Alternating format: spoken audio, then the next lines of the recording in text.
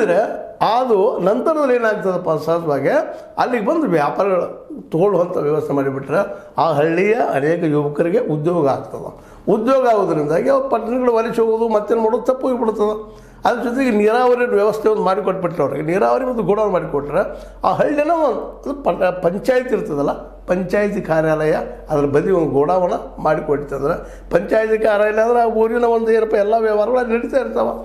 ಅವರ ಮೂಲಕ ಅಲ್ಲಿ ಉದ್ಯೋಗ ಸೃಷ್ಟಿ ಆಗ್ತವೆ. ಸೃಷ್ಟಿ ಆಗೋದ್ರ ಮೂಲಕ ಏನಾಗ್ತದಪ್ಪ ಸಹಜವಾಗಿ ಮತ್ತು ಅಲ್ಲಿ ವ್ಯಾಪಾರಕ್ಕೆ ಜನ ಅನಿವಾರ್ಯವಾಗಿ ಬರುವಂಥದ್ದು. ಏನು ನೋಡಿ, ತಾಲೂಕು ಮಟ್ಟದಿಂದ ಹೋಬಳಿ ಅಥವಾ ಹಳ್ಳಿ ಏನು ದೂರಿಲ್ಲ, ನಮ್ಮ ವ್ಯಾಪಾರಿಗಳು ಬರ್ತಾರೆ, ಅಲ್ಲಿ ಖರೀದಿ ಮಾಡ್ತಾರೆ, ಒಂದು ರೇಟ್ ಅವ್ರಿಗೆ ಫಿಕ್ಸ್ ಮಾಡ್ತಾರೆ, ಇವ್ರು ಫಿಕ್ಸ್ ಮಾಡ್ತಾರೆ.